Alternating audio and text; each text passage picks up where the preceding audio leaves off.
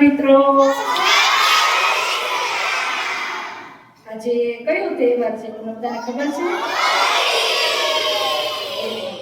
બરાબર. તો આજે આપણે હોળી શા માટે ઉજવાય છે તેની એક વાર્તા સાંભળશું. સાંભળવી છે ને બધાને? એક છે ને મોટો મહેલ હતો. શું હતું? આ મહેલમાં એક હિરણ્યકશ્યપુ નામનો રાક્ષસ રહેતો હતો.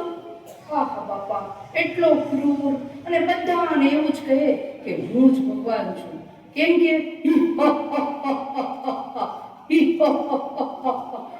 જ ભગવાન છું, કોઈએ બીજા ભગવાનનું નામ લેવાની જરૂર નથી.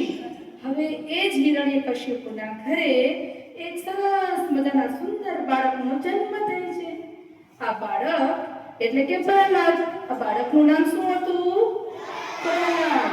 પ્રહલાદ એટલે વિષ્ણુનો ભક્ત. રોજ ભગવાન વિષ્ણુનું નામ લે. વિષ્ણુ વિષ્ણુ. જ્યારે જો ત્યારે નાય ધોય અને ભગવાનનું નામ લે. પણ એના પિતાશ્રી એટલે કે હિરણ્યકશ્યપુ એને આ વાત જરાય ગમે નહીં. એ રોજ હિરણ્યકશ્યપુ રોજ પ્રહલાદને કહે, એ પ્રહલાદ, ભગવાનનું નામ નથી લેવાનું, હું જ ભગવાન છું. મારા જેવો કોઈ મોટો ભગવાન નથી. પણ આ તો વિષ્ણુ ભક્ત એના પિતાશ્રીનું એટલે કે એના પપ્પાનું માને જ નહીં. રોજ ભગવાનનું નામ લે.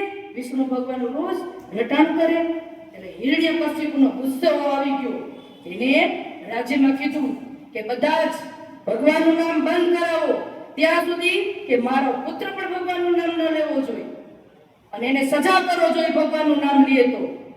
હવે પ્રહલાદ તો રોજ ઉઠીને ભગવાનનું નામ નિયમ પ્રમાણે લેતો હતો. તો એને સજા કરવામાં આવી. ઘણી બધી સજાઓ થઈ. હાથી નીચે કચડવામાં આવ્યો, પર્વત ઉપરથી પછાડવામાં આવ્યો, તો પણ પ્રહલાદને કાંઈ નથી. શું કામ? કારણ કે તે રોજ ભગવાનનું નામ લેતો. શું નામ લેતો ભગવાનનું? વિષ્ણુ વિષ્ણુ.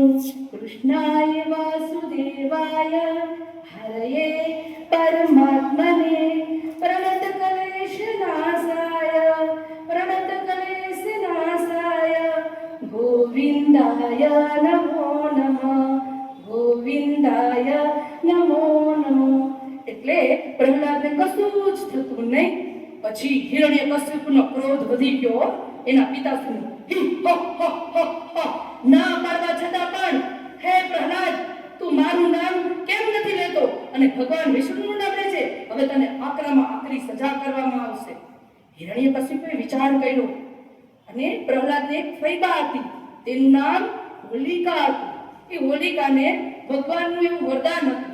એને એક ચૂંદડી ભગવાને ભેટમાં આપી કે જો એ ચૂંદડી માથે ઓઢી લે શરીર પર તો અગ્નિ તેને બાળી શકે નહીં. એટલે હિરણ્યકશ્યપુએ હોલિકાને કહ્યું, હે હોલિકા, તું પ્રહલાદને ખોળામાં લઈ અને અગ્નિમાં બેસી જા, જેથી પ્રહલાદ બળીને ખાખ થઈ જશે અને મારો વિજય થશે. અને હોલિકા કહે, ભલે ભાઈ, તું જેમ કે તેમ હું કરીશ.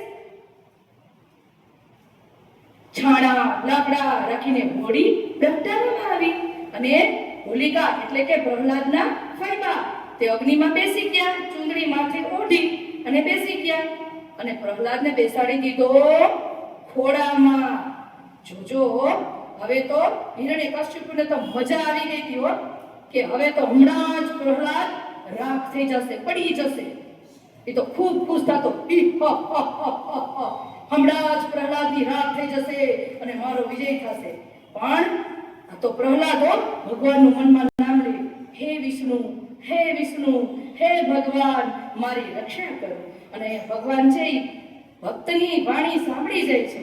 એનો અવાજ ભગવાન સુધી પહોંચે છે, કૃષ્ણ ભગવાન સુધી. અને કૃષ્ણ ભગવાન વિચારે છે કે અમારો ભક્ત દુઃખી છે, હાલો અને મદદ કરવા મારે જવું જ પડશે. જો સાચા હૃદયથી ભગવાનને યાદ કરો ને તો ભગવાન તમને મદદ કરવા આવે છે. અને ભગવાન જોરદાર પવન ફૂંકે છે. જોરદાર પવન આવે છે. તો શું થાય છે કે જે હોલિકા ઉપર જે ચૂંદડી ઓઢેલી હતી ને કે જેનાથી તે બળી ન જાય, એ ચૂંદડી ઉડી અને કોના ઉપર પડે છે? પ્રહલાદ ઉપર. અને પ્રહલાદનો બચાવ થઈ જાય છે. પ્રહલાદ બચી જાય છે અને હોલિકા છે તે બળીને ખાખ થઈ જાય છે ભાઈ. અને પ્રહલાદનો વિજય થાય છે. માટે આપણે હોળીનો તહેવાર ઉજવીએ છીએ અને બીજે દિવસે ધામે ધૂમે ધૂળેટીનો તહેવાર ઉજવીએ છીએ. રંગોથી રમીએ છીએ ને બધા, બરાબર ને? તો બાળ મિત્રો ખબર પડી ને કે હોળીનો તહેવાર શા માટે ઉજવાય છે, બરાબર? તો આજે હોળી છે તો આપણે બધા હોળીના દર્શન કરવા જશું, તેમાં ધાણી દાળિયા ખજૂર હોમીશું